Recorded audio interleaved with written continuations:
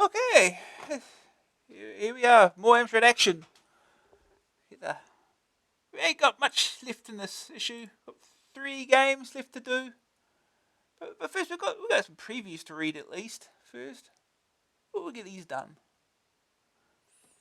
So, I'm starting with we'll play these when they get reviewed, if they get reviewed, that is. But yeah. So first, we've got Judge Dredd by Piranha. Judge Anderson is soon to be doing battle with the 4 dark judges of death, fire, mortis, and fear. Anderson is the only one who can defeat them with his psychic powers. The game is split into 6 sections, which there are 4 parts of Mega City 1, and then out into the wastelands you go. Finally, you confront them in the Dead World, home of Judge Death. Yay. Mask 2, Gremlin. Obviously, a very different game from the original. Man and truck in destructive harmony against the forces of Venom. We liked the first one. Let's hope number 2 is as good. Basil the Great Mouse Detective, Gremlin. Based on the Disney cartoon, you are Basil, and you must seek out the lair of his arch-enemy, Ratigans, where your faithful assistant, Dr. Dawson, is being held. You leave your home in the basement of 221B Baker Street and, using your detective powers, try to rescue your friend from the clutches of that dastardly villain. Grisor, Ocean. Another coin-up conversion arrives. You are the only hope to defeat the aliens in their stronghold. There are many enemies standing between you and your objective, the destruction of the giant beating heart within the stronghold.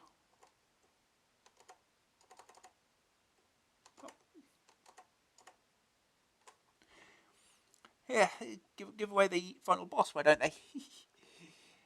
The game is split into several different sub-games, with each game requiring slightly different approaches. Our incomplete pre-production version demonstrated most of the graphics, which looked excellent.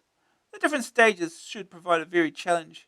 The difficulty level had also still to be tweaked, but it looked like being one of the tougher games around. Nigel Mansell's Grand Prix, Martek. The sound of roaring engines will soon be heard in many homes as the latest racing simulation is approaching completion. The game can be played as a simple racing game, or for the more technically minded, judging by the screenshot, it looks very technical, it can be treated as a fully fledged sports simulation. The most absorbing games are often ones where good arcade action is combined with healthy doses of strategy. If Martek get the balance right, there may be a lot of people eager to follow Nigel's footsteps into a Formula 1 car. Compendium, Gremlin. Not exactly what you'd expect from a compendium. I mean, here we see Sniffer the dog trying to catch beer glasses being chucked around them in a pub. Other events to be included are Real Snakes and Hazards, Ludo, and Bingo.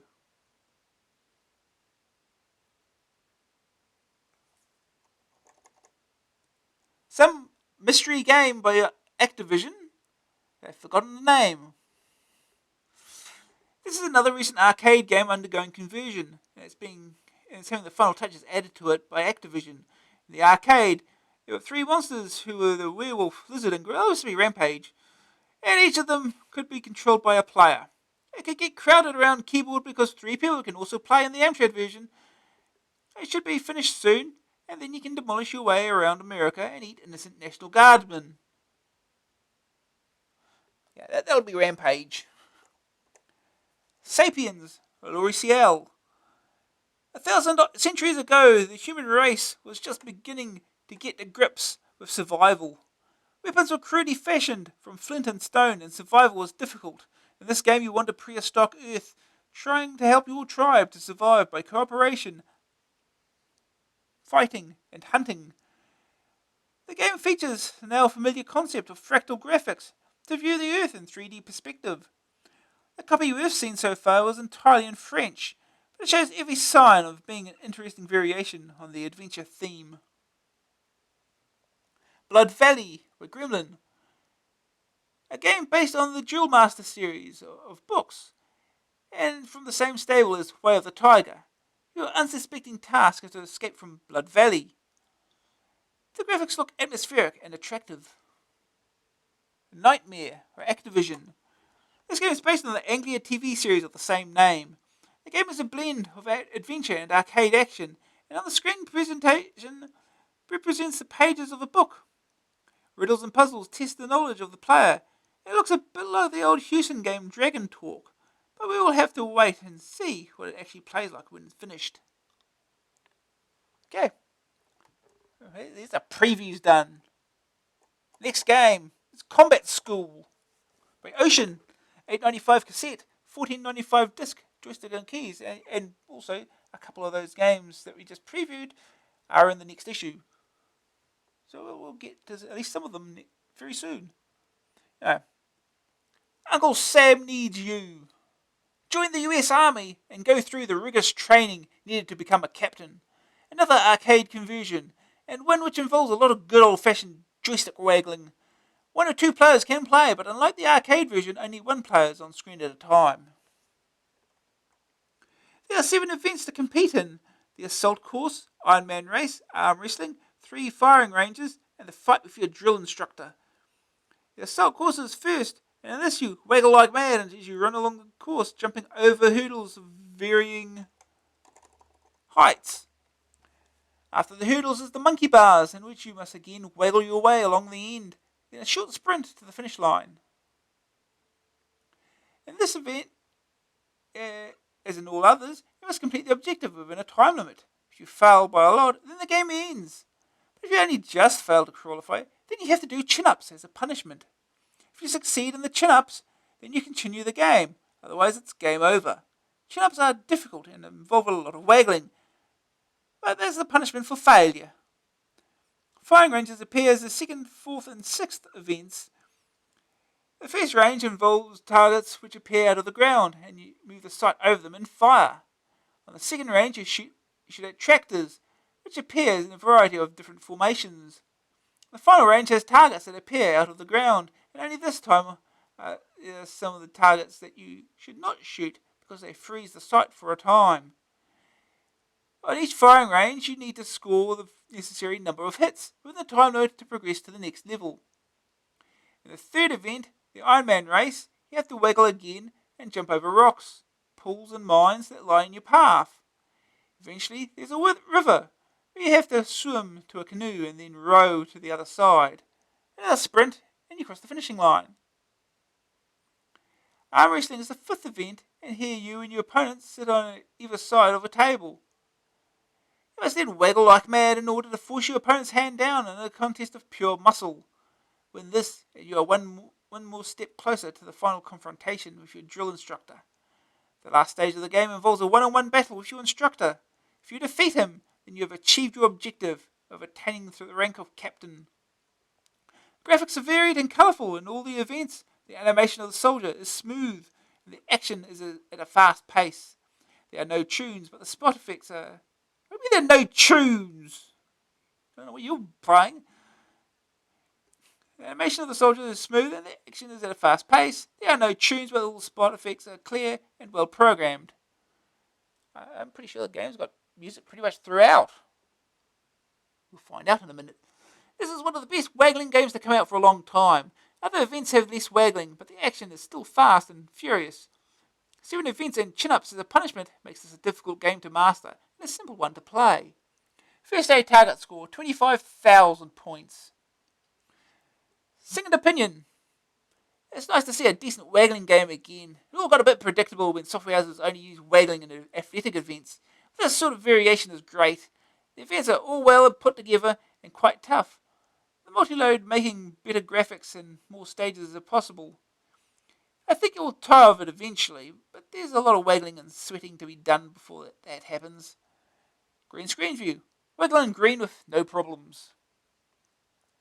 The verdict. Graphics 78%. Smooth animation and scrolling. Great use of colour. Sonics 43%. Good explosions. Grab factor 88%. Wiggle away to your heart's content. Frustrating having to do chin-ups. Staying power 81%. 7 events to master. Will become repetitive after a while. 7 events to... Did they get to the... Did they actually beat the drill instructor? I bet they didn't. You get your mission. AA rating 84%. Not much thought, but a lot of fun. But yeah, I'm pretty sure the mission's included as well, so I don't think they finished it. Anyway, let's get started. Before you got my pad plugged in, so I have to do the because Reading doesn't work very well on the keyboard with this. So I've got that set up at least.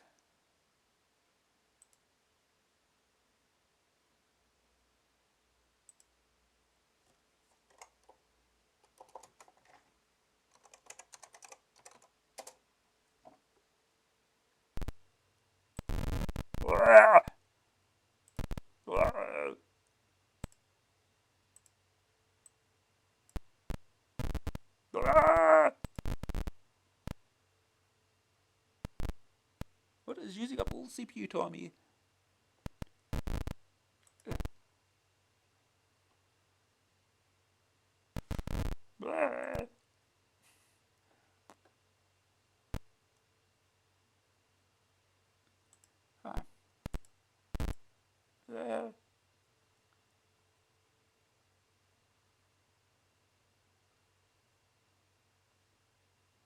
Okay.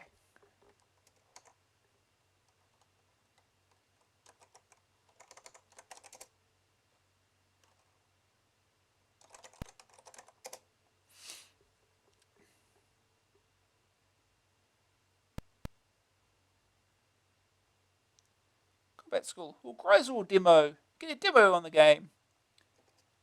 I had Grisel on disc back in the day. He had a Combat School demo on it as well.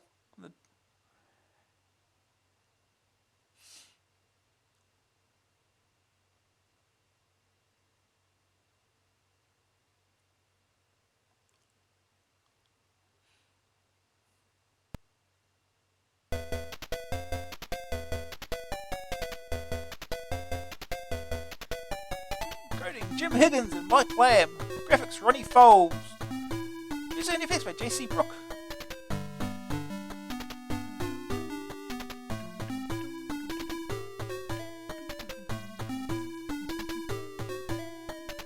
Copyright Ocean, Konami, 1987. Joystick ready. Alright. I forgot to enable the joystick, didn't I? Oh no!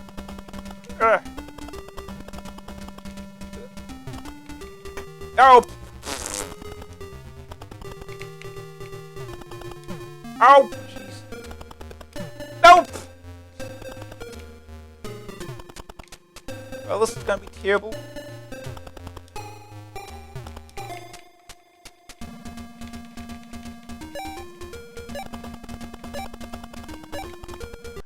Hello, Nick. You made it. You made it. No bonus.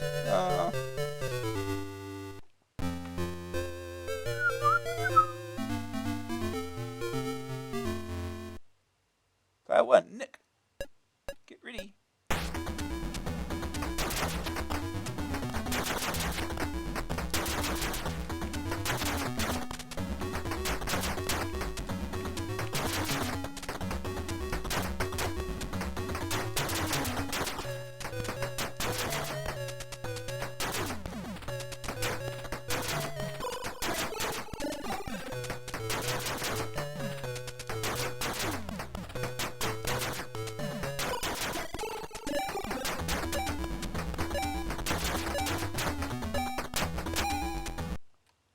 Oh, and Nick.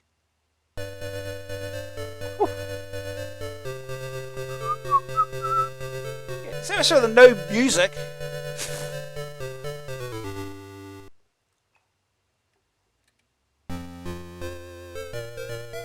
Iron Man race.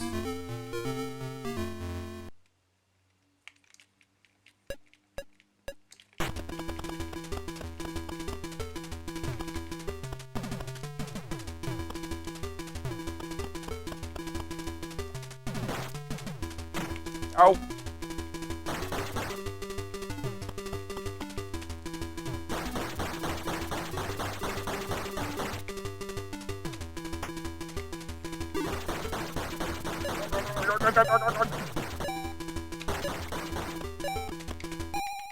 Blew it.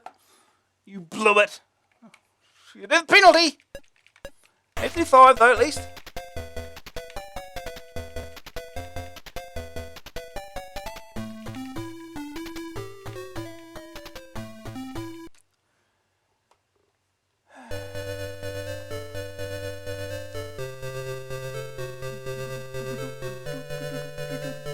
Yeah, this is a pretty good port. So, all the stages, the arcade.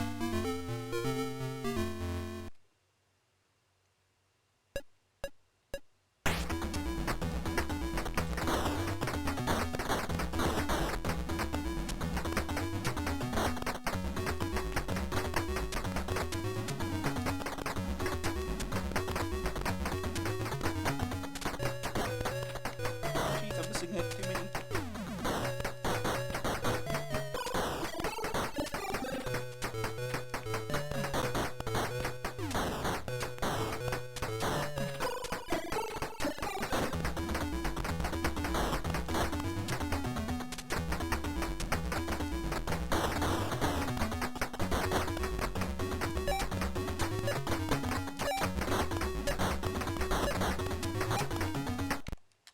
You blew it. It's 4 short.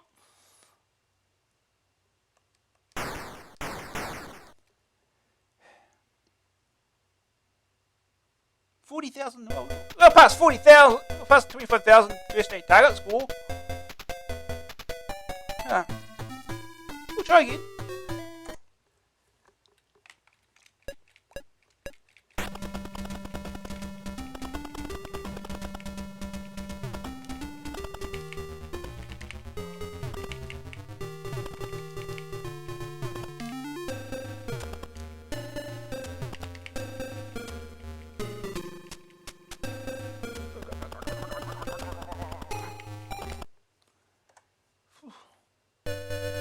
Over 10 seems a little hard to do.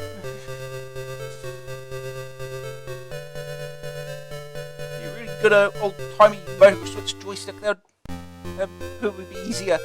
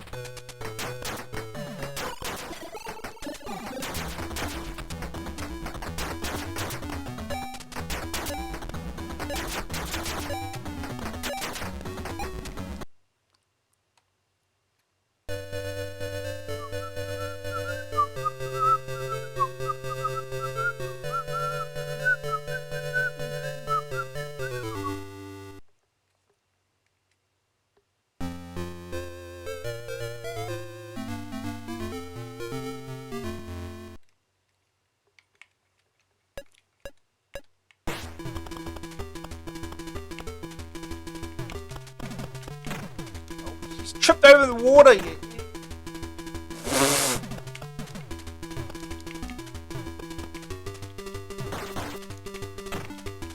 Oh, this is going terribly. 2 seconds.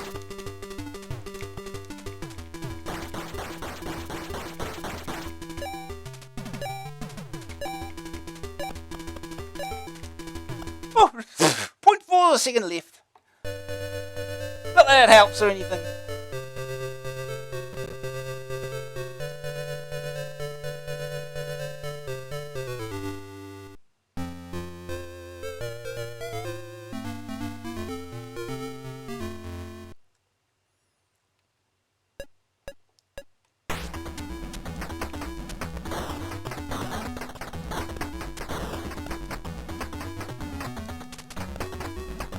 I've hit some of them.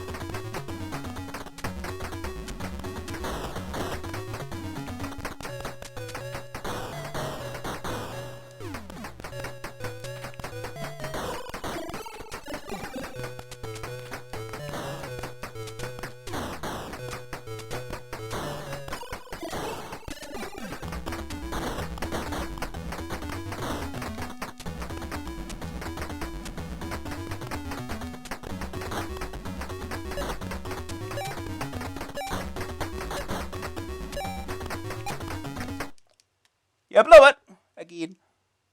Not good enough. Not good enough for push-ups. I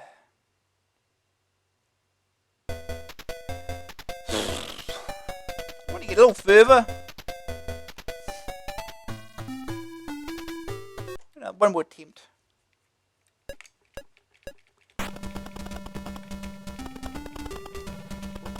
Oh.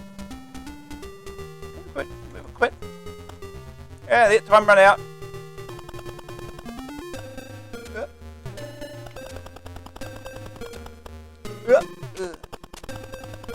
Go for leisurely jog. Up. Up. Oh.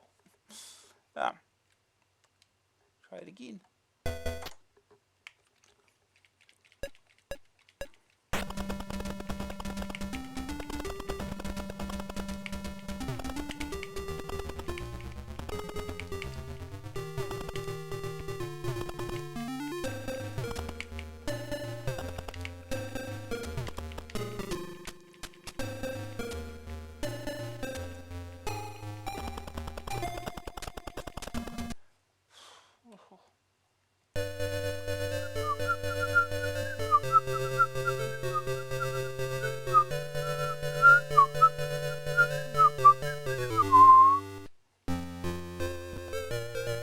Throwing range run.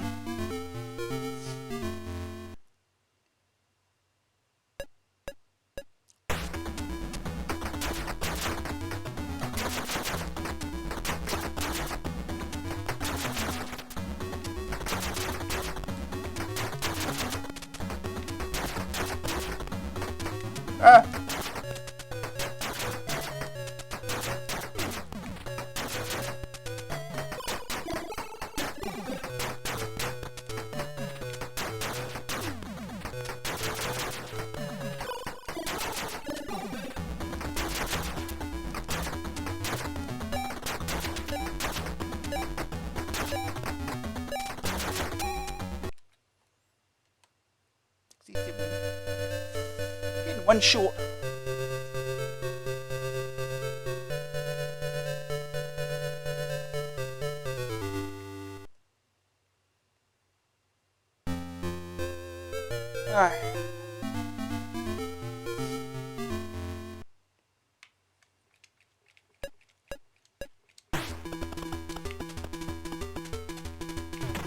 Oh!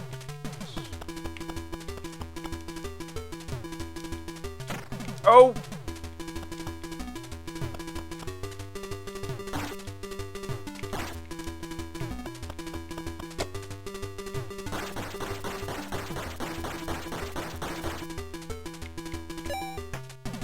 Nope. Stupid logs! Yeah, even that's not good enough. I used to actually be half decent at this. I should at least be able to get a little bit further.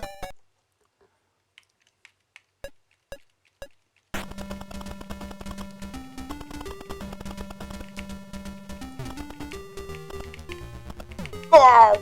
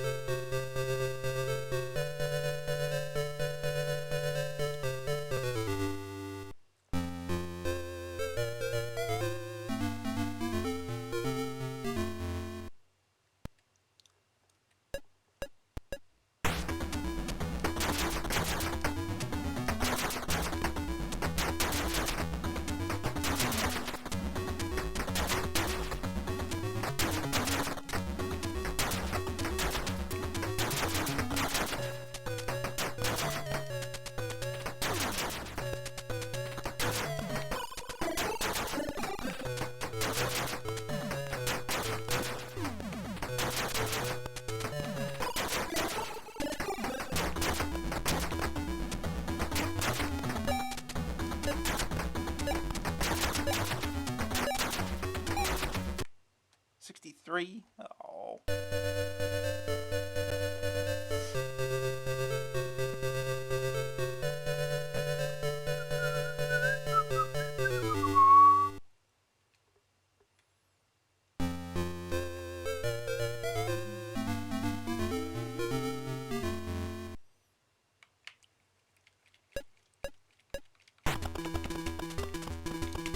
Oh, God.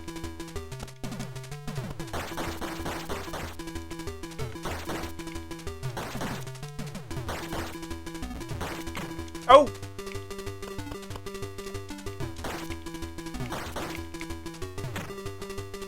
This is fail. That's going to hit mine. This is fail.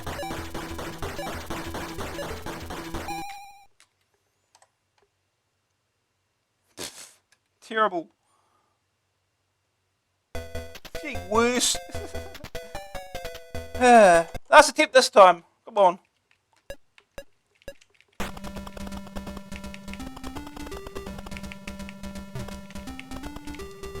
Oh!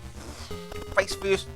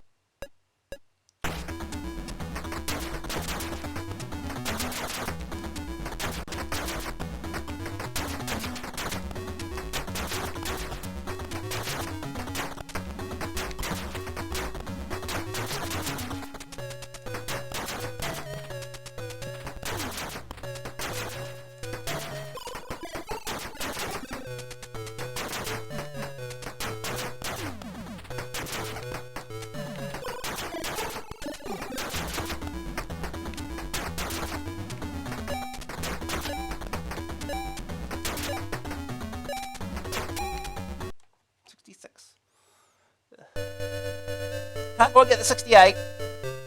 Not that 1 extra second battered or anything.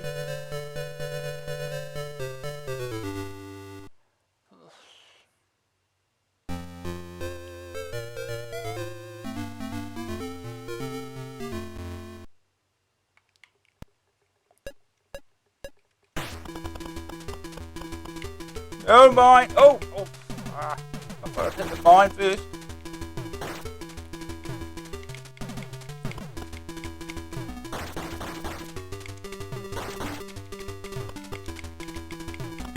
Oh, mine. Jump in the water.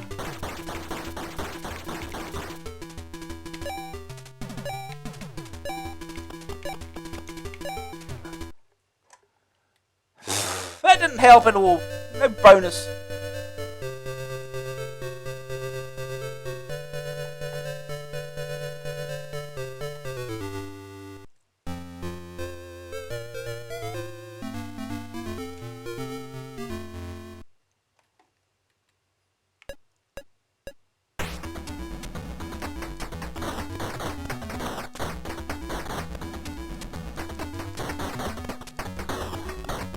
I was only hit all those, huh?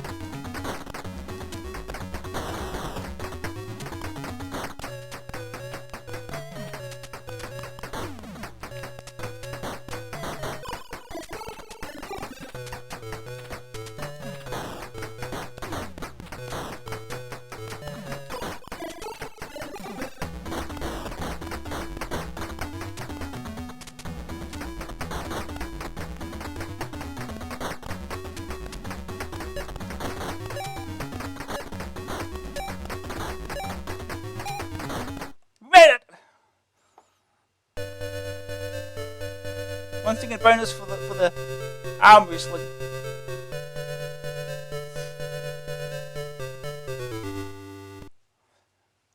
This bit's usually hard, so.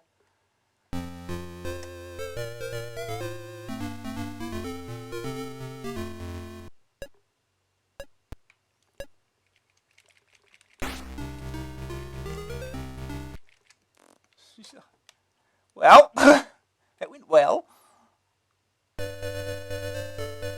Bonus point 0. Bonus time 0.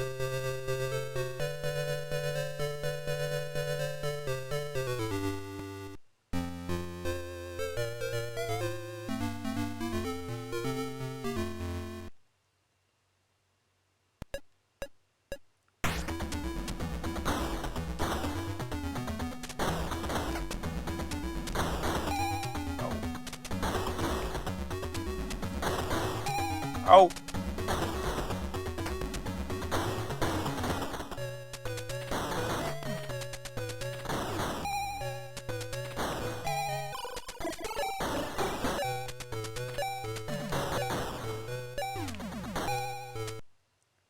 Blew that. No continue option, but yeah. Well, that's 6 stages at least. Didn't get to fight with the instructor. I think my arm would fall off before I get that far. Anyway. We'll move on.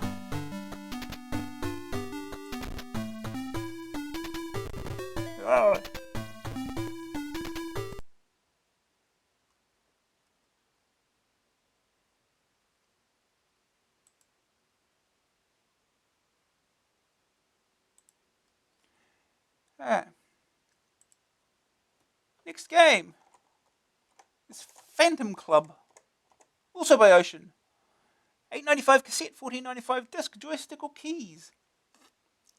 From the same stable as Movie comes another game in the same mould. The Phantom Club is a group of superheroes who have strange and deadly powers. They were at one time good, but due to the influence of their overlord, Zarg, they have become evil. You, Plutus, stand alone as the last good member of the Phantom Club and decide to rectify the situation by defeating Zarg and his minions. Shoot the ball for bonus points. Okay. The action takes place inside the Phantom Club itself, a large building with over 550 rooms. Each of the rooms is shown in 3D graphics in the same style as Movie. Across the bottom of the screen is a status display which shows the number of lives you have left and the energy of your current incarnation. You control Plutus, who looks like an American football player, as he runs around the place. You can move in 4 directions, jump and fire in the... You can move in 4 directions, jump and fire. In the jump, you roll up into a ball and travel in the direction you are facing. Firing allows you to send a psychic bolt towards something or someone, but it looks like you are emitting a very powerful blast of spit. Ew. Inside the club, there are many moving and static hazards for you to avoid or destroy. The static ones will drain your energy on contact, but the moving ones are more dangerous. Monks, Buddhas, man-spiders, and others can be found stalking the rooms of the club. To disable these, you must shoot them, and several shots are needed to destroy most of them. There are 10 ranks of power in the Phantom Club, and you start the lowest of these, Zelator. To move up a rank, you must complete the mission associated with your current rank. To complete a mission, you first need to find a movie screen and shoot at it. You also need at least 40,000 points before you can take on the mission. If you're of high enough rank to undertake the mission, then you can proceed. Otherwise, you'll be informed of the rank you need. Missions involve going to a particular room and doing something like shooting or collecting an object. The mission depending on your rank in the club. Once you complete a mission, you can move up a rank until you reach the 10th rank, when you must defeat Zarg. Floating spheres appear in some rooms, and touching one for the first time gives you an extra life. But if you touch the same ball again, you will lose energy. The floating diamond can also be found, and this gives you extra speed for a limited time. A spinning sphere can be shot once for a large bonus score. Throughout the club, you will find rotating cubes on pillars. If you shoot it, then you can save the game for completion at a later date. Spooky sound effects occur frequently in the game. Unfortunately, they are not particularly good. Other spot effects are of similar standard, and the total tune is passable. There's very little colour on screen at any one time, and some of the combinations are poor. The animation is good, but things do slow down a lot when there are many things on screen at one time. If you like exploration games of this type, then many long hours will pass before you complete this one. One niggle is that control is annoying at times because of the large steps that you take. It makes it difficult to pass through doorways at times. First day task score. Complete 2 missions. Second opinion. I didn't enjoy movie much because of the weird icon system it employed. I find this one easier to get into, but it's still got too much aimless wandering around. It's a classic game for the mappers and explorers, and once you know your way around, it comes into its own. It doesn't have enough exciting variety to grab me, but it certainly is a big challenge awaiting you if you want to complete it. Green screen view. Simple colour choices show up clearly. The verdict. Graphics 74%. Great animation. Bad choice of colours in some rooms, and not much of it. Sonic's 43%. Poor effects and only a title tune. Grab factor 68%. Arcade exploration fans should enjoy this game. Tedium does set in after a while. Staying power 76%. Completing 10 missions will take you a long time. 550 rooms to explore. AA rating 71%. An old style of game that just won't die. That's a bad thing.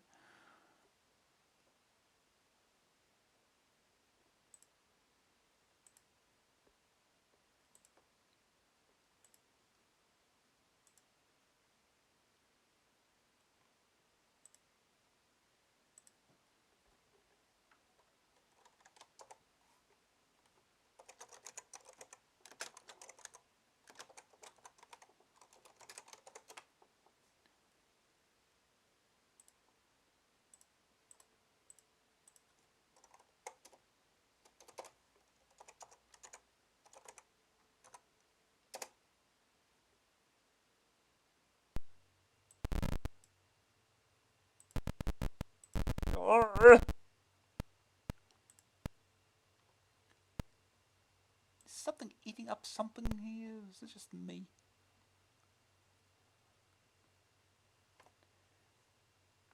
Let me just check something here first.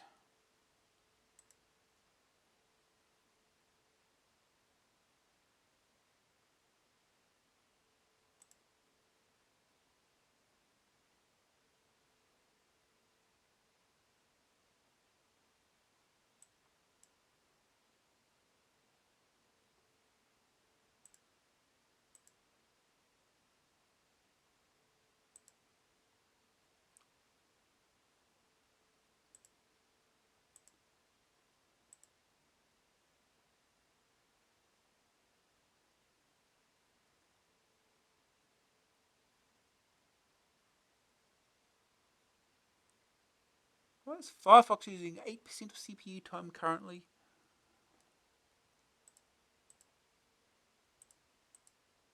Minimize that.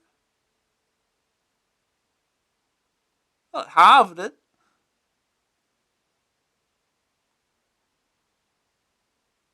OBS using 9%.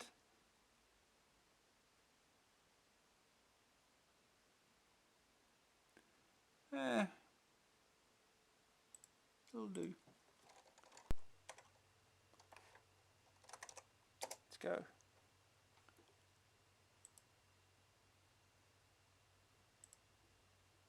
Seems to be better, so yeah.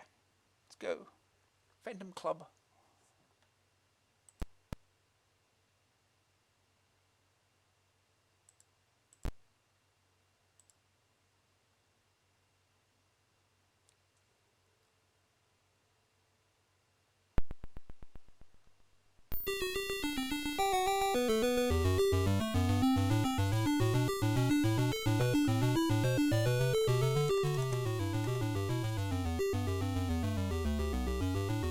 Start or load game. Phantom Club by Duke.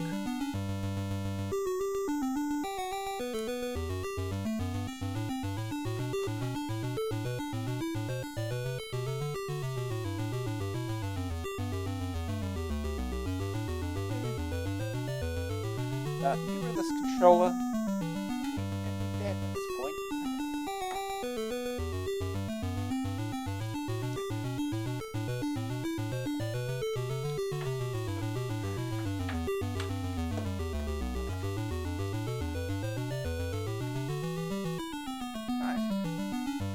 I'm at it. I need to update these again.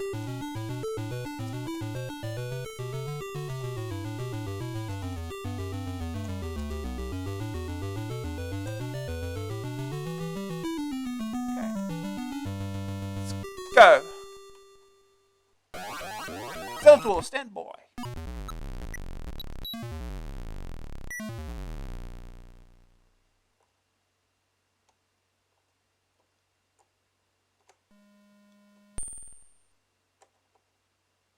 Okay. Yeah. Steps he takes, you gotta wait for him to finish this running before.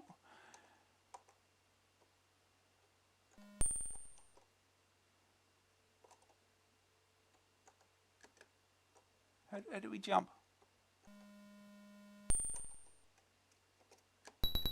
Space, okay.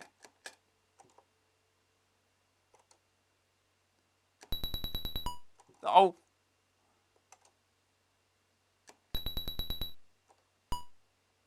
Plants. Surely they won't harm me. Oh, they harm you. Jeez. Plants are deadly.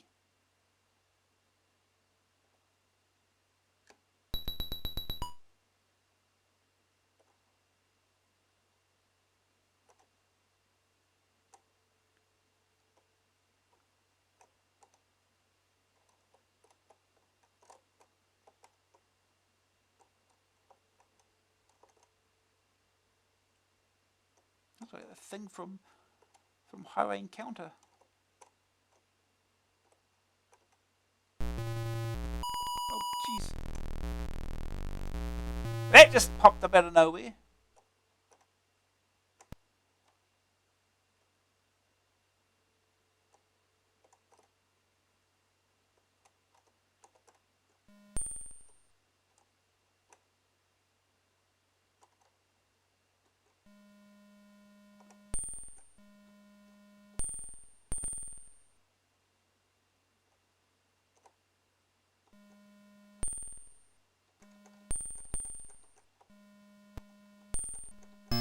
Ow. Ow.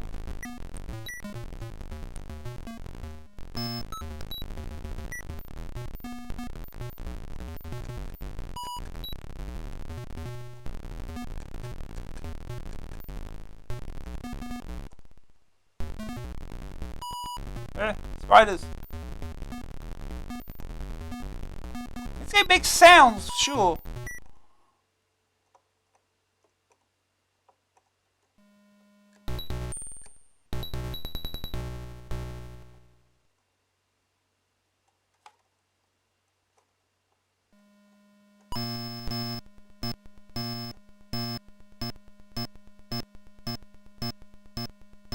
Am I hitting the column or was this him hitting him?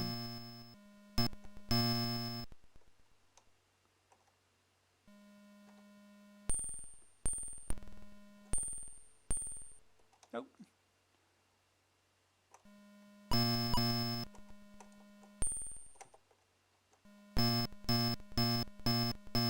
Does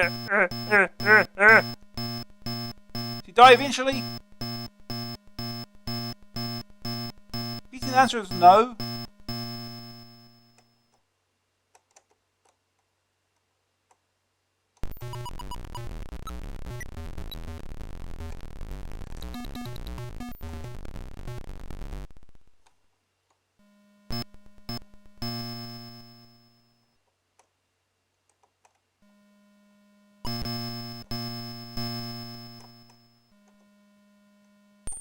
Missed.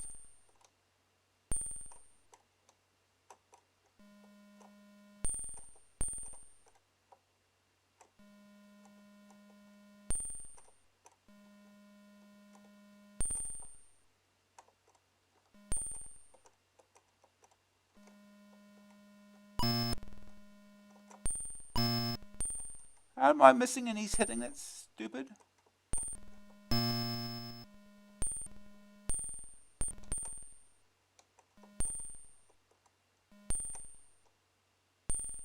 Okay, just leave.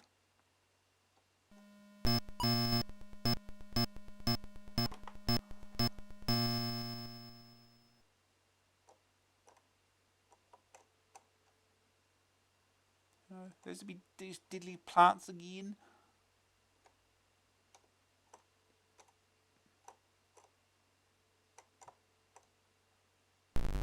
Spider!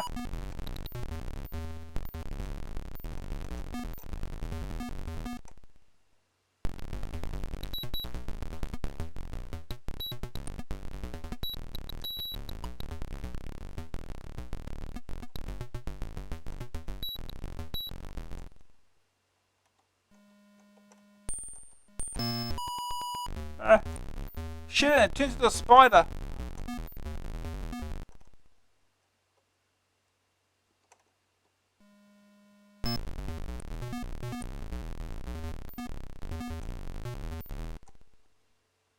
Empty.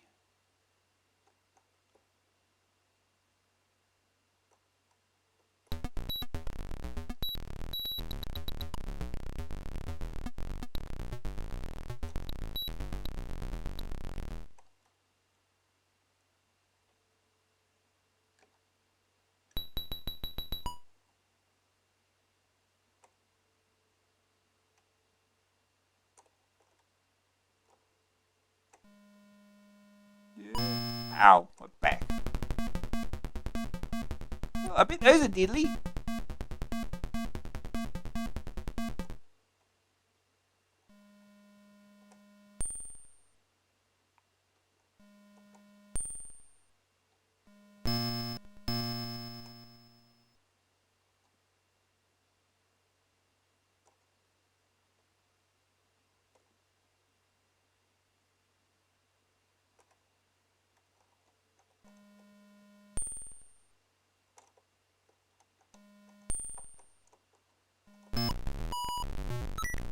Yeah, spiders. The sound spiders make.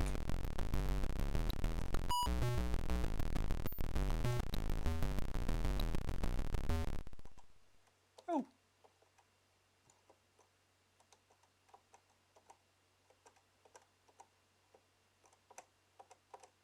Trying to line up with anything is hard.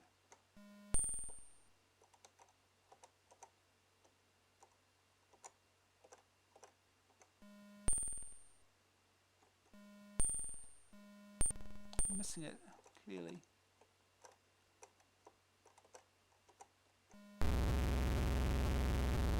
That's a lot of points. But again, you do nothing. Okay, it's just points, huh?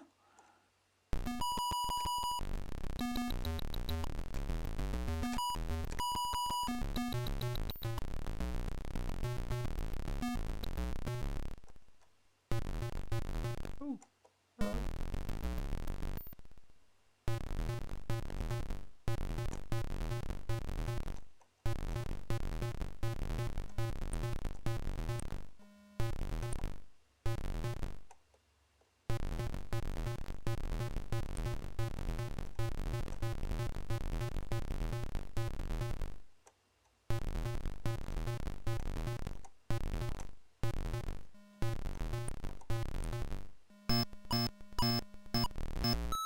I'm getting my life back. How about that? Oh no, I died. I'm not getting my life back, I died.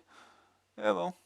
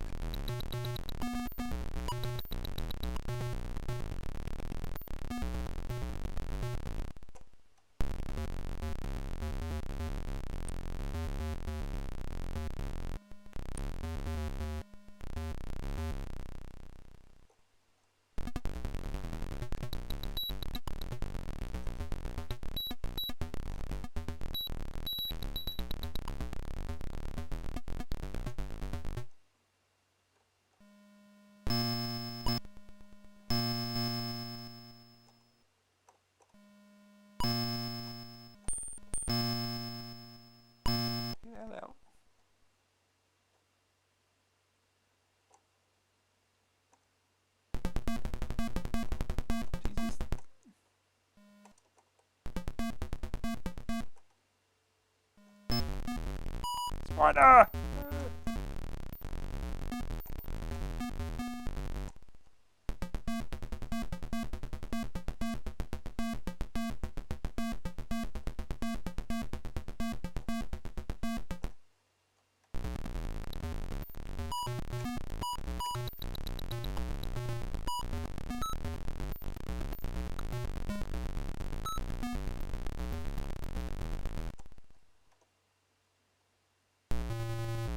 Yeah.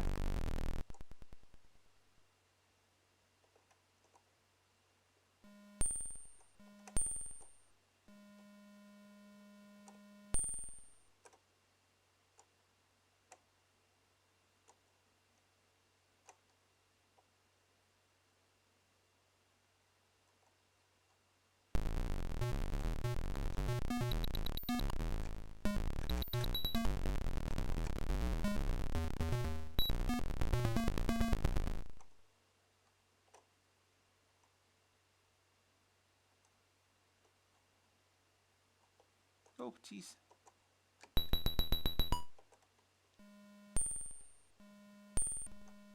Can't shoot the plants, huh?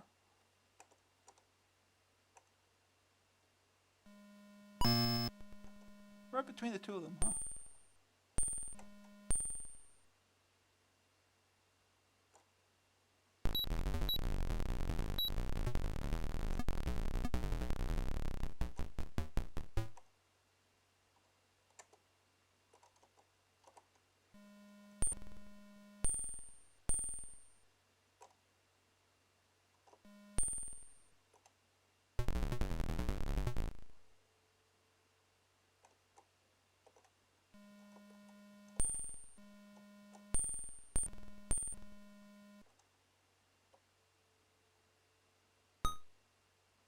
What does that mean?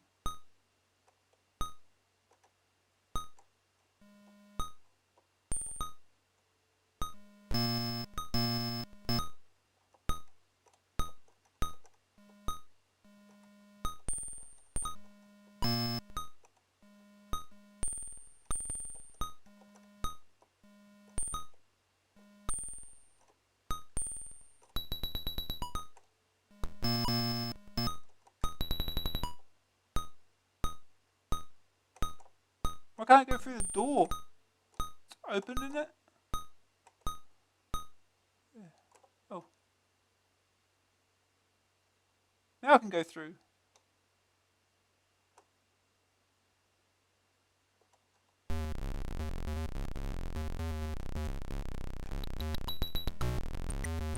Ow. And dead.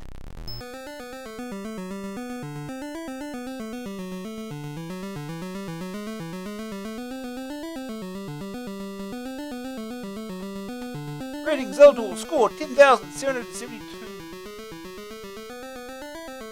I didn't even find where we get to start missions even. Just wander around, do whatever.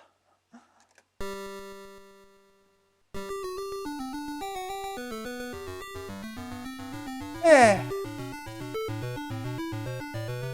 We'll move on.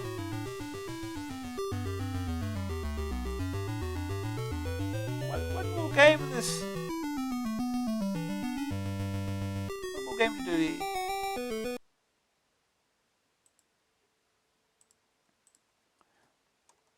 Right. One last game. Out of This World. Reactor and Ariolasoft. $9.99 cassette, $14.99 disc, joystick or keys. This is not the Yerk Chahi game, obviously. It's a little early for that.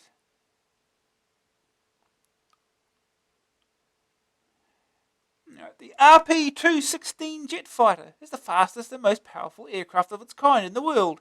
It's a top speed of 0.9 times light speed. You're the test pilot and feel that with a bit of a push, you can take it beyond the speed of light.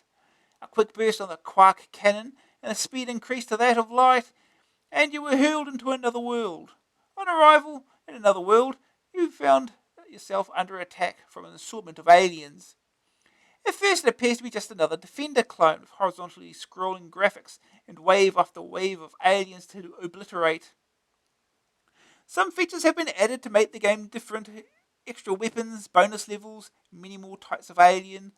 There are 7 types of weapon, which include firing for the front and back, four-way firing, 3 bullets, 7 bullets, and a destroy everything in its path weapon.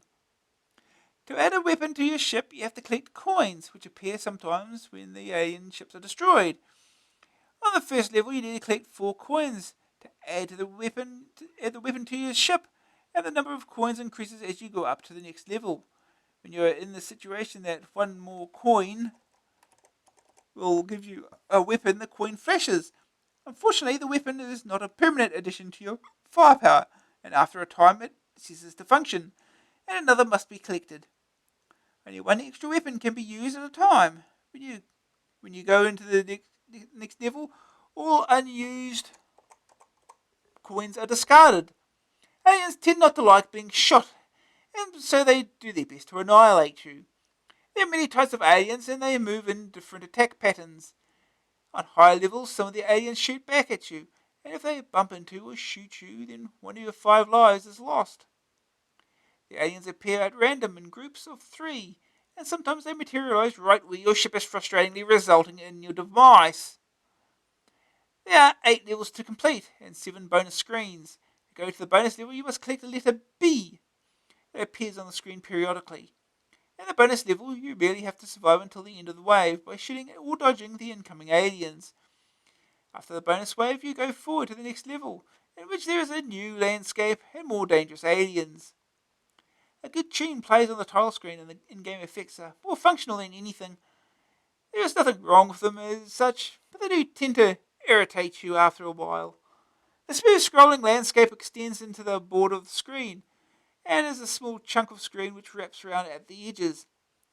The landscapes are very colourful, and so is everything else for that matter. Sometimes the aliens or the ship merge with the background, and you can't see where you are going or who is around you. There's not much thought required in this game. It's a fast and addictive shoot 'em up. It will keep you blasting away long into the night. 8 levels may not sound like much, but they do get hard very quickly. Probably one of the best SAP games in recent months. First total score 40,000 points. No second opinion, huh? Oh no, there's a second opinion. Right there, looking at me. Second opinion. Deliciously smooth horizontal scrolling, fast action, and superb graphics make this a very scrumptious game. Although not top in the originality stakes, it's great for a relaxing and challenging blast. Green screen view. Some things are tricky to see in colour, and even more difficult to spot in green. The verdict.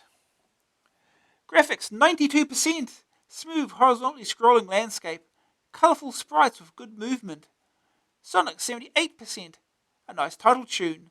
Spot effects are a little irritating. Grab factor 80%. Blast away to your heart's content. Frustratingly addictive. Staying power 74%. 8 levels and 7 bonus screens to complete. Little thought needed. AA rating 77%. A worthwhile addition to any collection. Ah. Now, because of this fancy scrolling, we have to run this in Retro Virtual Machine.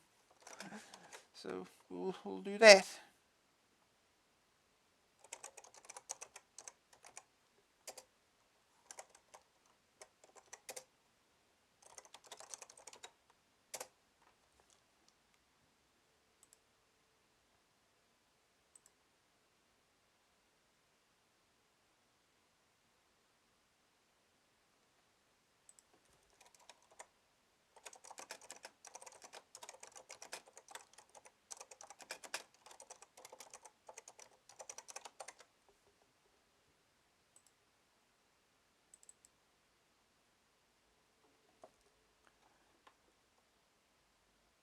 Okay.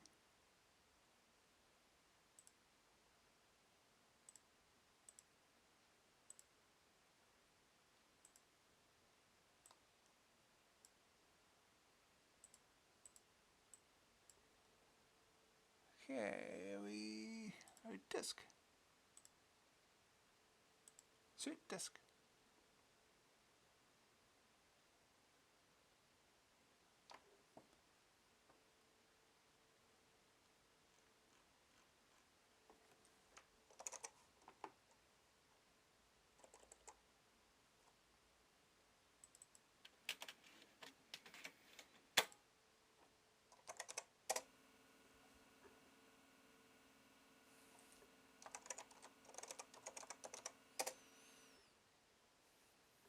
No, we're not cheating. Is that level 1? Out of this world. Mug. Bitter tick.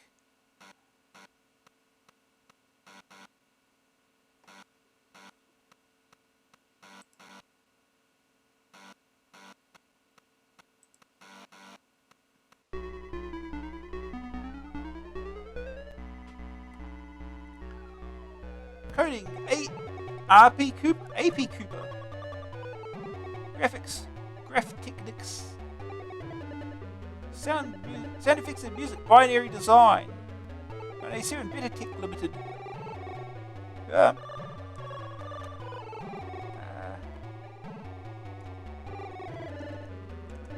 have control set here?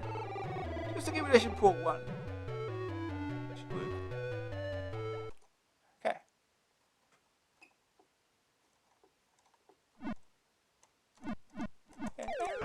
Basically, this game is actually Fantasy Zone, pretty much.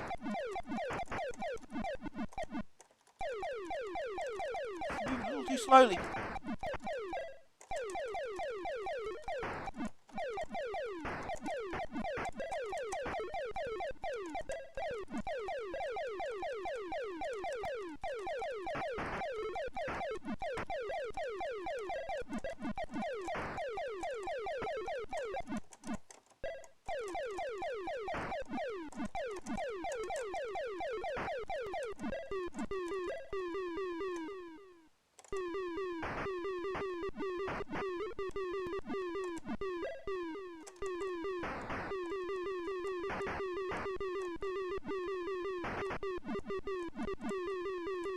Enemies are just materialise in the middle of the screen there. A little annoying. Good order fire, at least this is something. Oh. Whoops.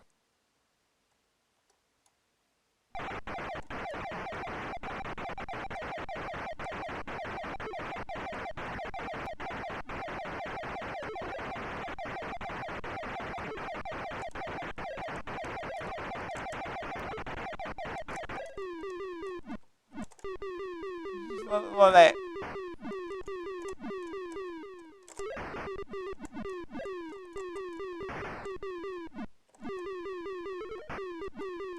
Ooh, bonus route. Base level, yeah. Oh, jeez.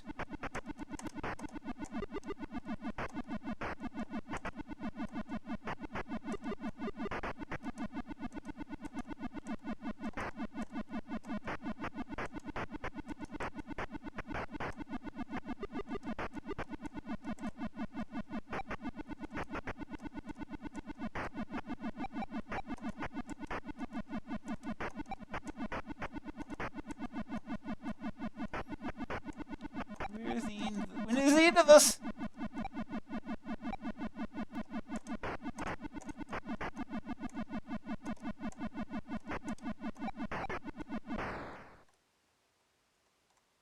Level 1. If I fail.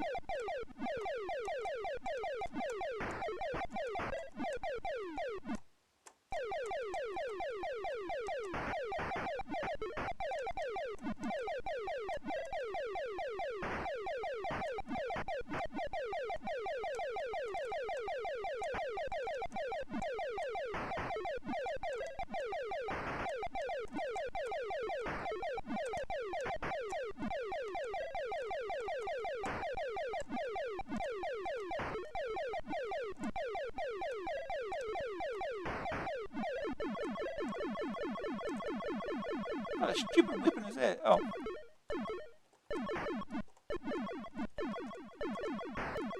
Okay. We have range if we don't hold the button down. Stupid. If you hold the button, does that.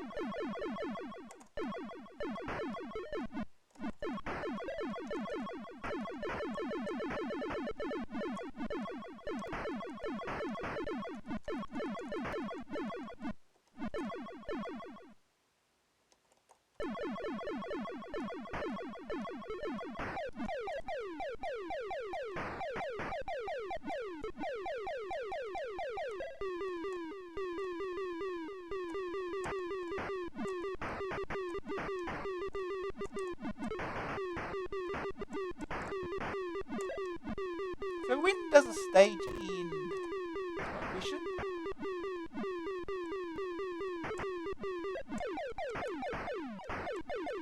Two-way shot. Or rear shot, I suppose.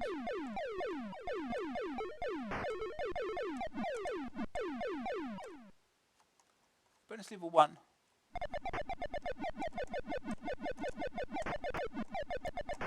Oh, that didn't last long.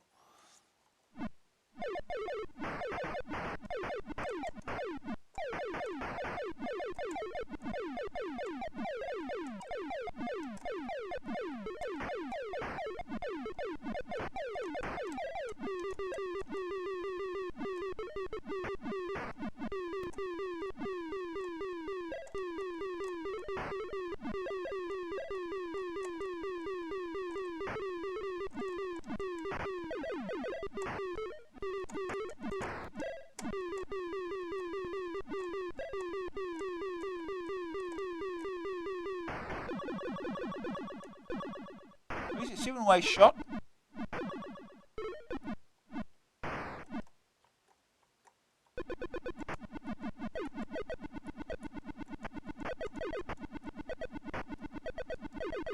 So it's downgraded to 3-way shot all of a sudden.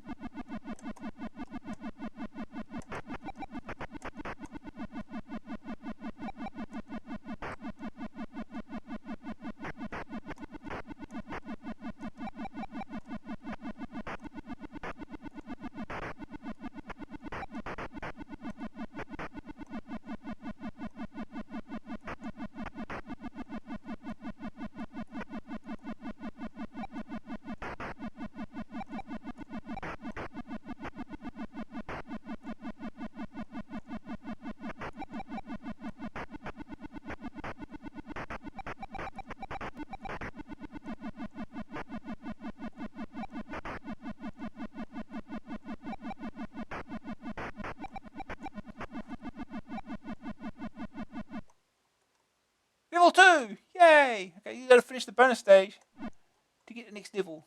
Snowmen!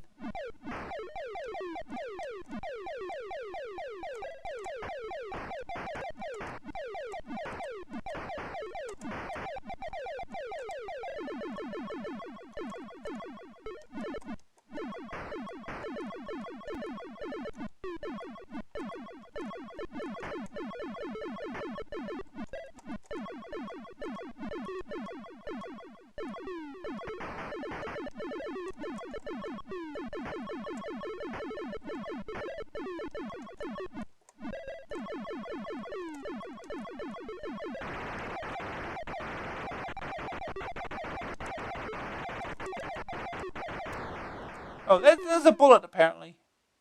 You're supposed to tell.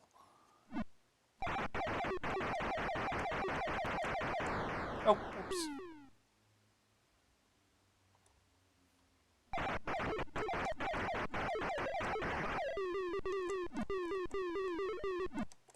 Okay. Oh, they're going both sides. So this is a little difficult.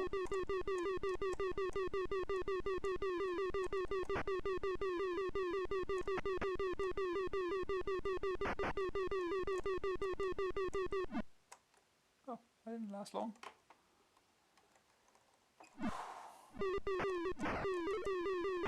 Oh, it's still in the magazine. Did I forget to? I forgot. Oh, play the game again then. Play the game again, I guess. Do that again. Oh, play it again.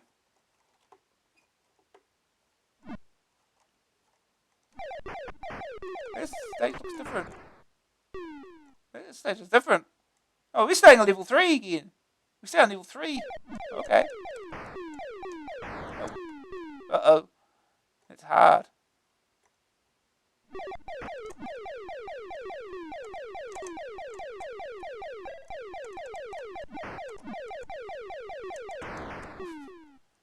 They shoot at you. This is not helping.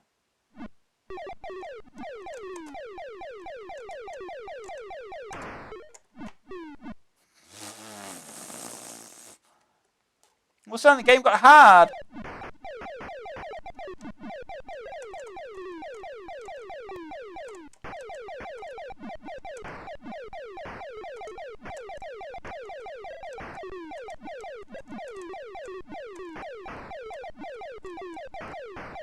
Oh. Game over. Huh. We started back at stage 1 again.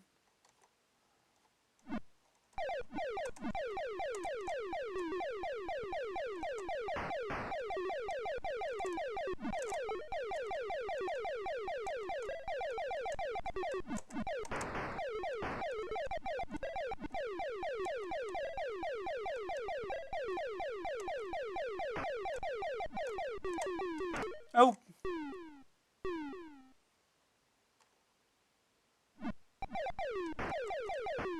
Oh.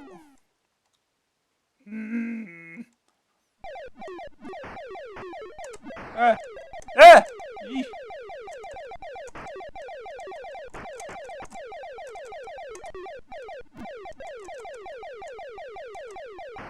Oh, it has to center itself again.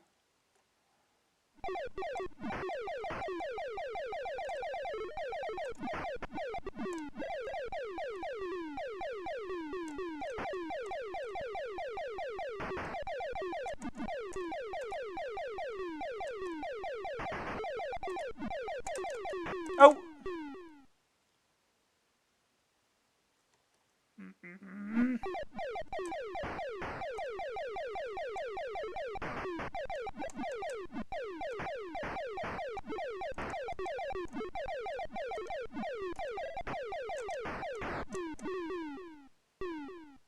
Do I have to restart? Oh, I have to restart too.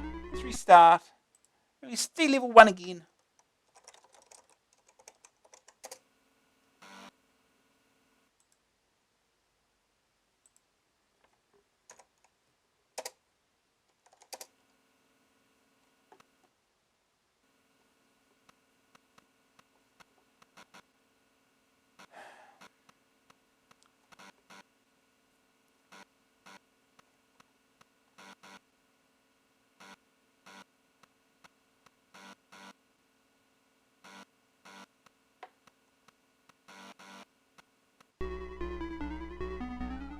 Right, try again. It's level 1.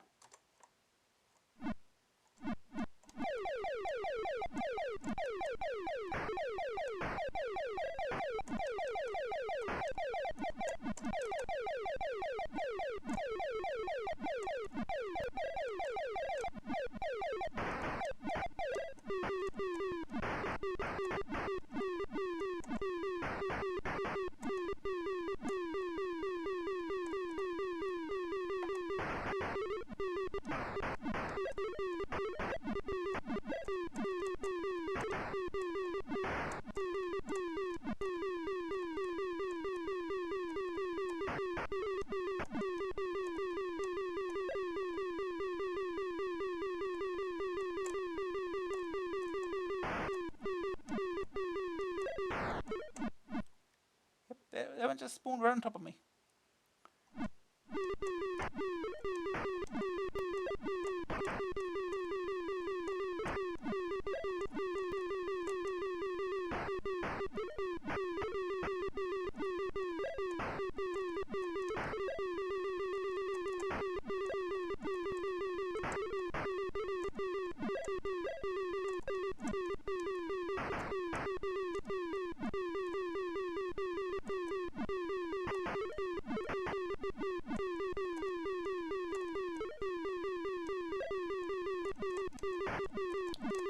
Ah!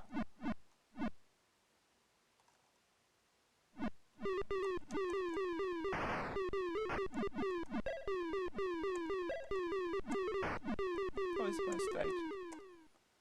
Alright, bonus level 1. Oh! What the hell was that? There's a little quick!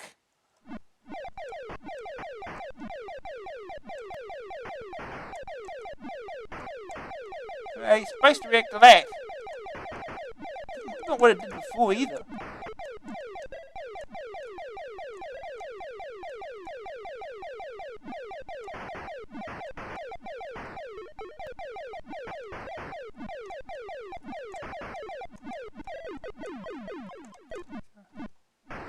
way.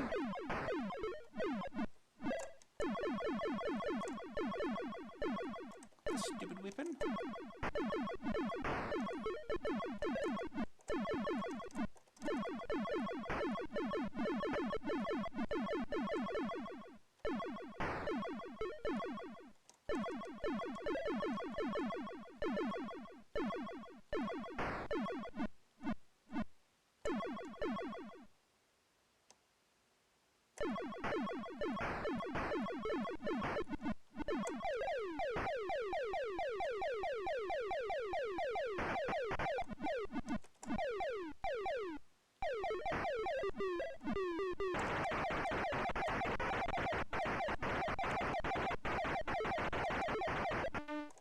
Oh. Some rainbows for a bit there. Oh.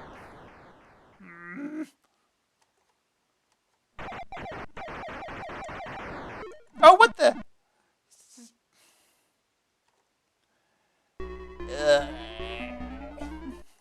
Try it again.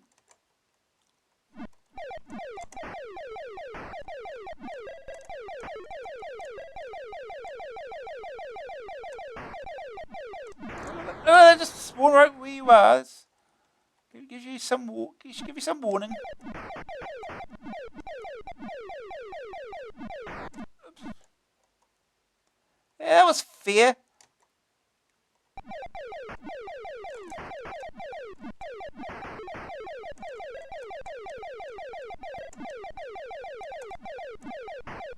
Jeez, doing it again.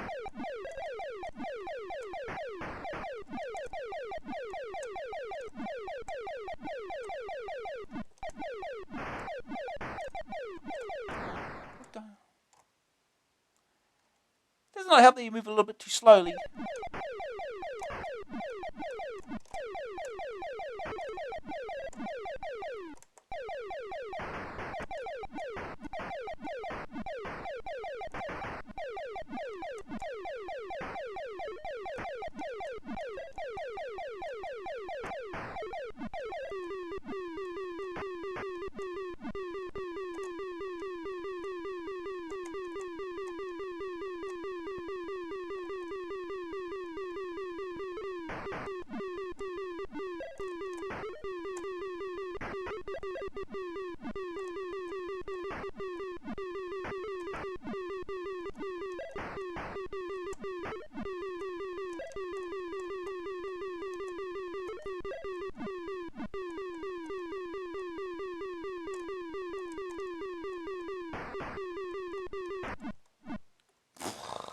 Again. Spawn right on top of you.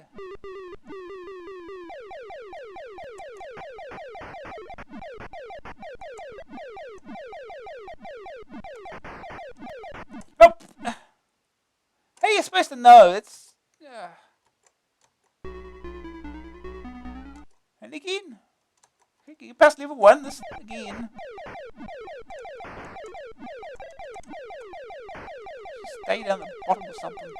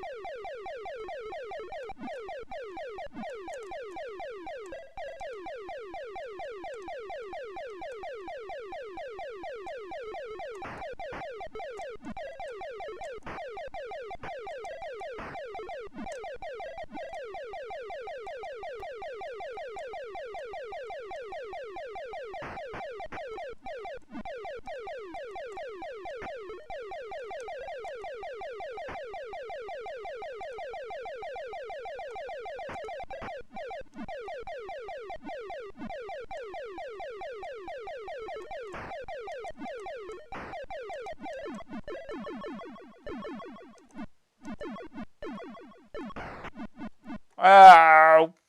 Didn't see that.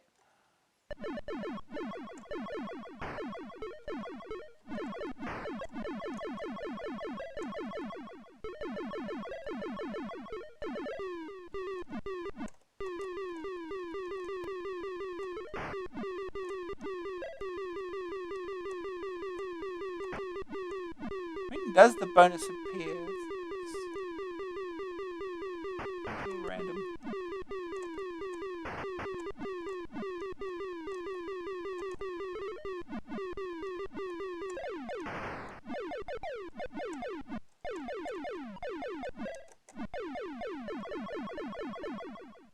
Should have stuck with a two-way.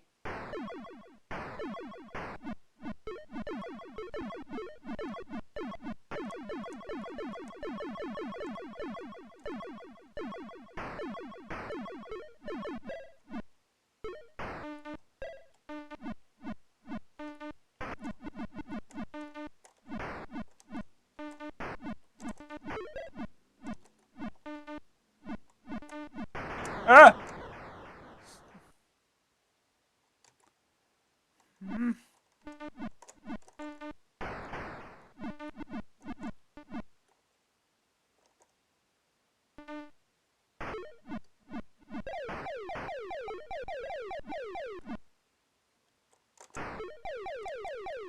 Bonus stage. Alright, bonus level 1.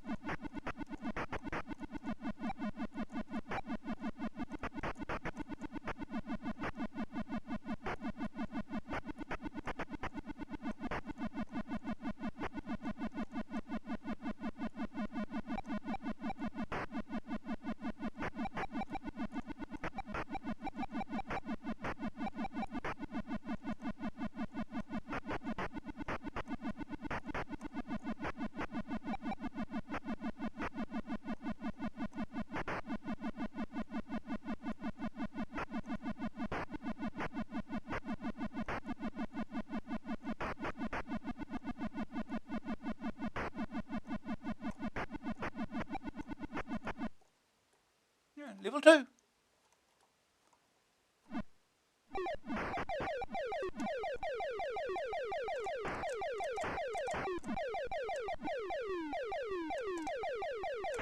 Yeah, should have seen that coming.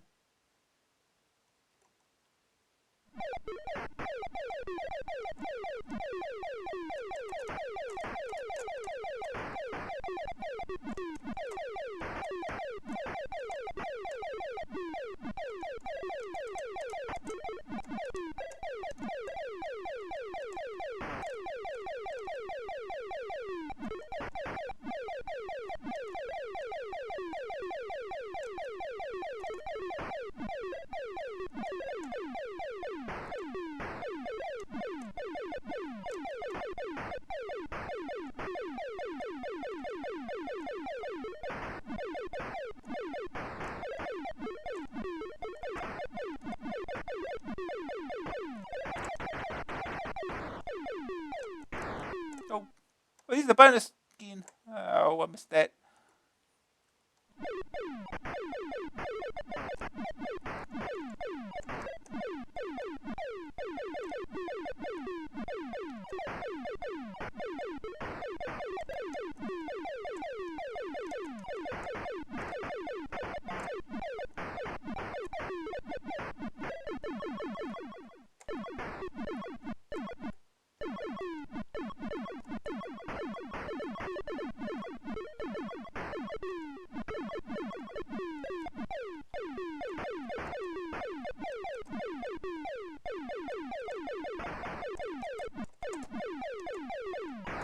Oh.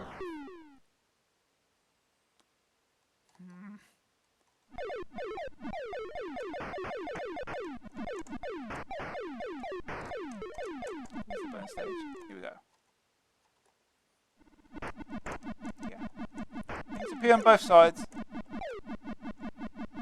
Didn't last long last time, so...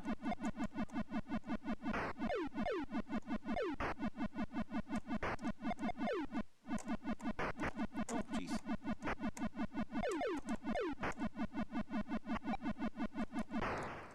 Yeah. Right, now we're back to level 3. We will go to die, apparently. And that was a bullet, not a coin. Game over. Yeah. Oh yeah. That was out of this world.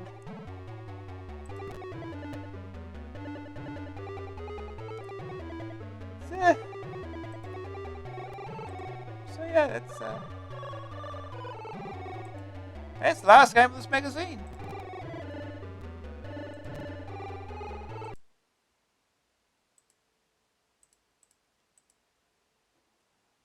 Okay. Now we can read the rest of the magazine. Get on to the important bit, probably being Sugar Man. Driller, introducing Freescape. We already know, we saw that earlier. The best racing game we've ever played. Even better than Outrun. Super Hang On. Another game we'll get to see in the next issue. Cheat Mode. Dick and Gary, check out your tips, pokes, and game-busting plays. The best ones win an entire issue's raves and the master game.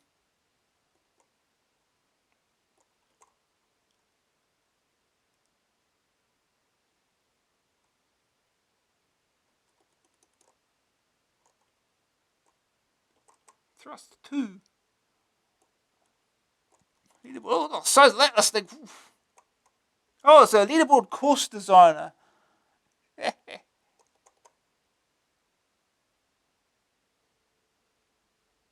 Always position a block over the tee. It will work without the block, but it looks strange.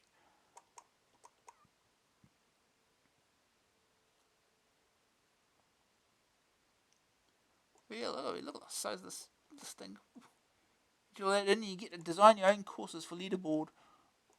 Thundercats. Dr. Destructo. Jonathan Adams of Hale has sent in a brief tip which allows 2-2 move to the next level. Pause the game, hold down the shift key and type in Cave Canum. From now on, whenever you pause the game, you can press C to go to the next level. Okay. Light Force. Mission Genocide, which we have not seen. We've not seen that yet, have we? Have we? I forget. We might have actually. Classic Collection for old games.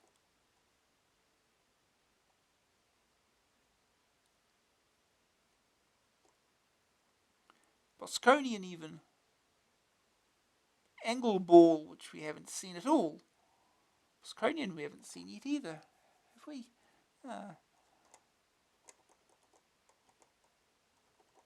Poke for... Oh, we've got tips for Dizzy. All the stuff we probably already know. Ghost Hunter's laser kills ghosts, because of course it does. What else would it do? Clove of Garlic kills birds underground, because that cave-dwelling birds, not bats or anything.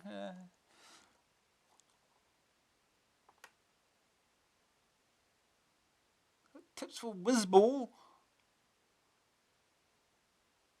Don't bother the smart bomb, because it is virtually useless.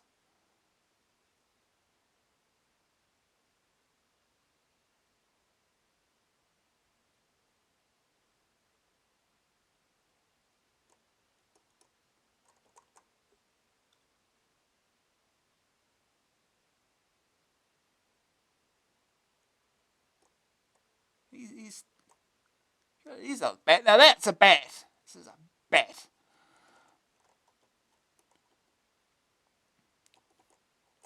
Ten Hit Games, the greatest ever sports pack, over 20 exciting events, games set and match.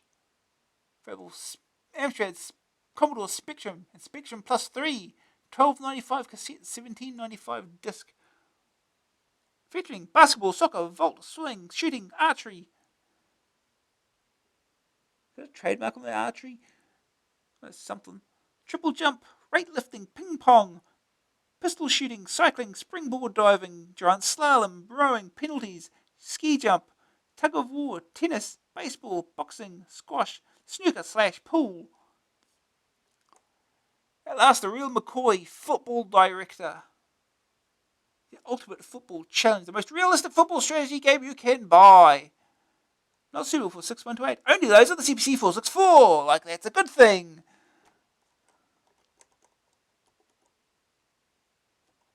These screenshots.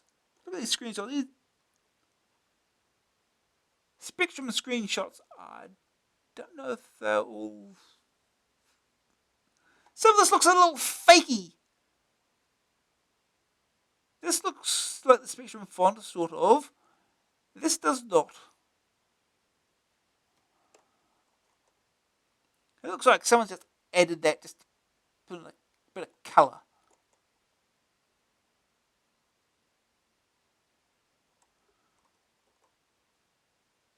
Turbocharge or Amstrad. Yeah, I've seen that enough.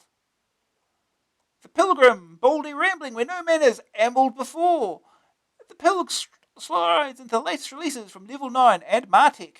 From Level 9 there are two eagerly awaited magical romps. First there's Night Orc, and then Gnome Ranger, the debut for Ingrid Bottomlow. Plus Slain, the professional adventure writer, Bumper, Lords of Ladies, and much, much more. Well, here's Night Orc. Amstrad owners have been eagerly awaiting this latest Level 9 release for quite some time now, in particular because it boasts Level 9's new programming system that features powerful interactive character processing. After a long wait, Night Orc is just about to hit the shelves. What's it like? The game comes with a chunky 36-page booklet giving playing instructions and presenting a short novella about Grindelguts the Orc,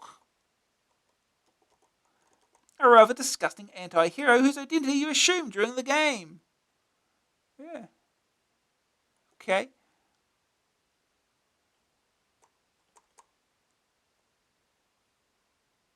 It goes into detail about what you can do. You can do multiple things at once.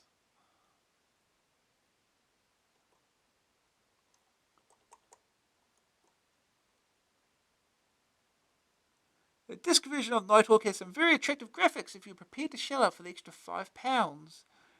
They've been hand-digitized, and Arnold owners should smirk with glee when I tell them they look every bit as good as, if not better, than the Atari ST version. Watch out though, you'll need either 6128 or 464 plus drive, plus RAM expansion to run the program. Tape owners will have to make do with text only, unfortunately. The tape version will run on any CPC without trouble. How much? $14.95 cassette, $19.95 disc. Oof.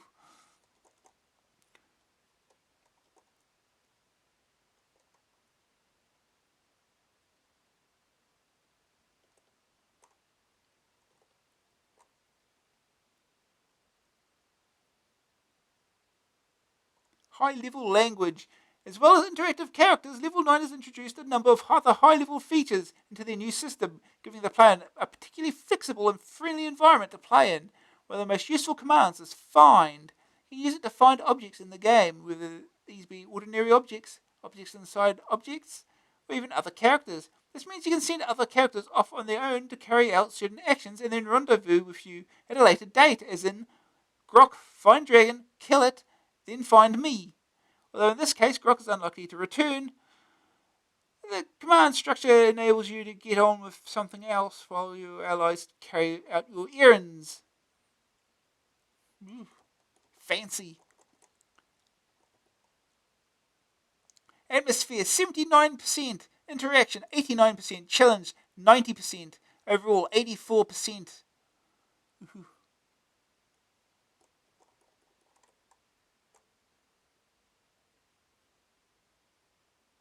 So wait, what's this one for? We got two games here. Are we missing something? Am I missing something here?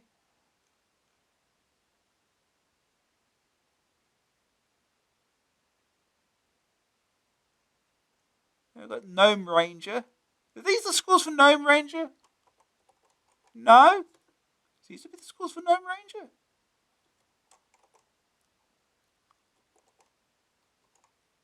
Maybe they're the scores for Slain. I don't know. Anyway, Gnome Ranger, level 9, 995 cassette, 1495 disc. It's a little embarrassing. One would have thought for Rainbow that the delay over releasing Nighthawk should have led to a situation where a later, better game is released for £5 less. Such is the case, however. Level 9 move away from their co-publishing deal with Rainbird, amicably I should add, and not necessarily permanently, to release their first own brand game since The Price of Magic. He's Ingrid. Gnome Ranger presents a marked improvement over Nighthawk. First, the game scenario is clearly defined from the start. Second, the locations are better described. Third, the atmosphere within the game is less chaotic than its predecessor. There are few characters, but everyone you meet is significant in some way or other. Furthermore, the characters have more life to them and appear as more convincing personalization within the game. Oh. So I guess this must be the scores for Gnome Ranger. Atmosphere 80%, interaction 90%, challenge 82%, overall 85%. I guess these are for Slain. Atmosphere 89%, interaction 48%, challenge 65%, overall 60%. So Slain, Martek, $9.99 cassette, $14.99 disc. This is a very attractive game indeed, with an unusual display, excellent graphics, and a very original gameplay system. It's also rather frustrating to play, has limited command options, and will almost certainly not appeal to people used to traditional adventuring. Slain is the excellent Celtic warrior king featured in 2000 AD, although not as well known as Judge Dredd. The strip he features in is very original in concept, with superb artwork and very strong storylines. It's certainly one of the Pilg's favourite 2000 AD features, so naturally I was keen to see what Martek had come up with. The problem with the game is twofold: limited options and poor control. The limitation of options is not itself so serious. We've become used to this in games like Heavy on the Magic. But if you do limit the... Is that it? Oh, there we go. Player's scope, then you have to give them something in return, either greater playability, arcade action, or tremendous game size. Slain offers only pretty graphics.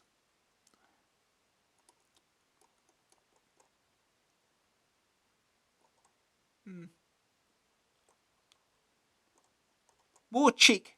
Who are you? Simon Brand, Birmingham. After Neil Selwyn's letter, this is really the last straw. Someone call a doctor, please.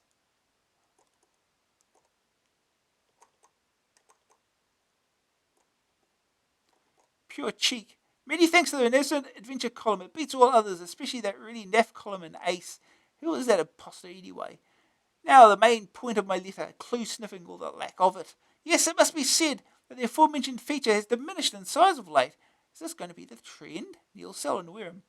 No, Neil, it isn't. However, one way to ensure a larger clue sniffing section is for readers to send in more tips. Come on, lads and lasses. Where are all the glue gobbets? As for Ace, what are you trying to do? Drive me to schizophrenia? It's hard enough writing 2 columns. And it seems to have cut into another letter somehow.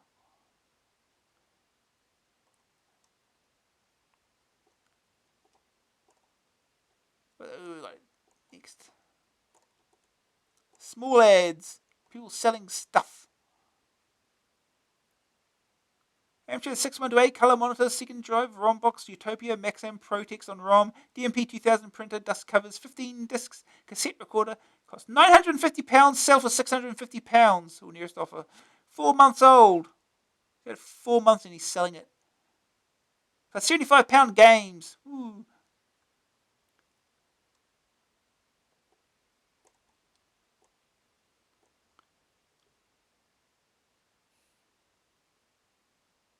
Silly price software. This advert is not a misprint. We really do sell disc games for less than a £5. Are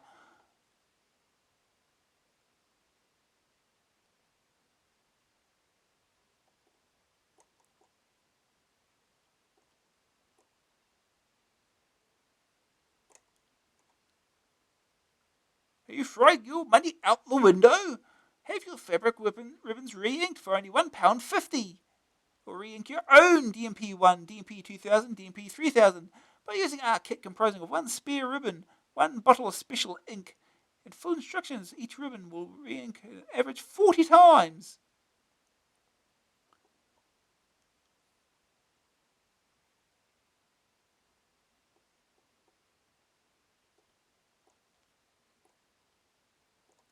Bo Jolly Bonanza. 50 superb compilations up for grabs as a bonus Christmas bonanza. 50 compilations? That's a lot.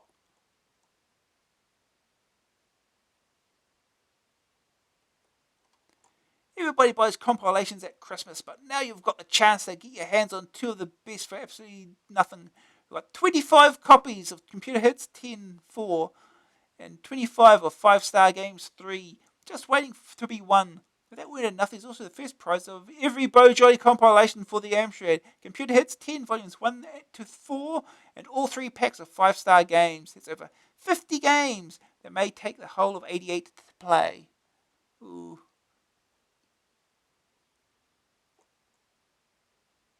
It's Aliens, the British version. British version.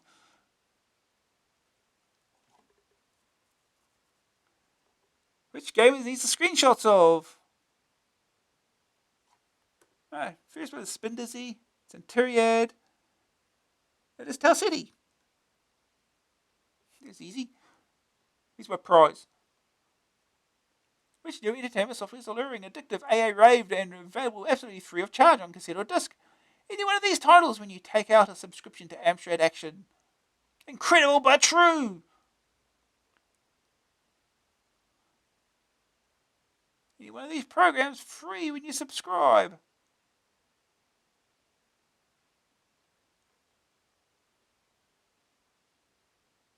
Yeah, what's at the end? Well, still selling the thingy. Everyone wants the thingy.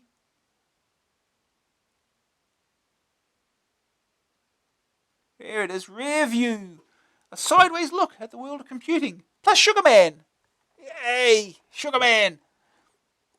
The Joy of Conics. Pictured here, Ian Stewart of Gremlin and Win Holloway of Conics. I don't know who the two at the sides are, but I'd like to. They're promoting the Conics Speed King joystick and a Gremlin game. You can tell Ian likes the Speed King. The merest touch of it obviously sends shivers down his spine. Either that or the Gremlin just goosed him. Spot the Ball. One of these faces belongs to Gary Bracey, software manager of Ocean. The other two haven't been identified yet, but we have a sneaking suspicion that they were responsible for releasing Knight Rider and have suffered the consequences. Now all you have to do is tell me who the two hands belong to and what the owners are doing out of shot.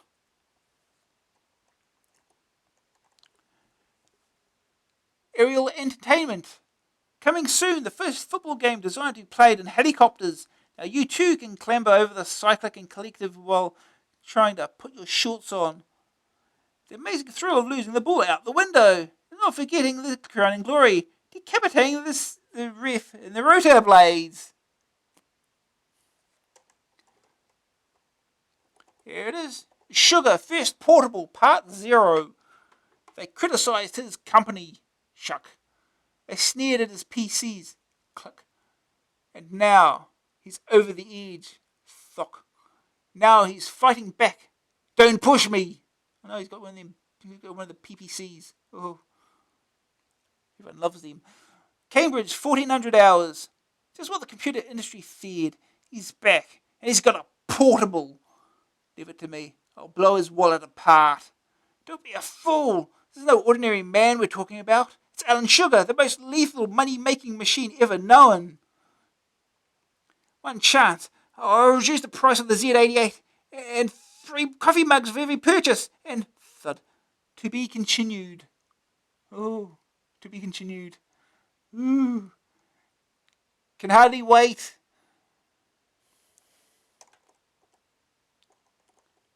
Firebird. Flying Shark. Taito Origin Arcade. Hot from the arcades, Flying Shark is the ultimate shoot-'em-up from Taito. Bomb and blast your way into arcade history. Spectrum 795, Commodore and Amstrad 895, 1295 and 1495 disc. Atari ST 1995, published by Firebird Software Division of British Telecom plc. Don't miss 5 all-action computer hits, live ammo. Army moves, Rambo First Blood Part 2. Ooh. Green Beret, Rescue the Captives. Top Gun, Great Escape. Screenshots taken from various computer formats.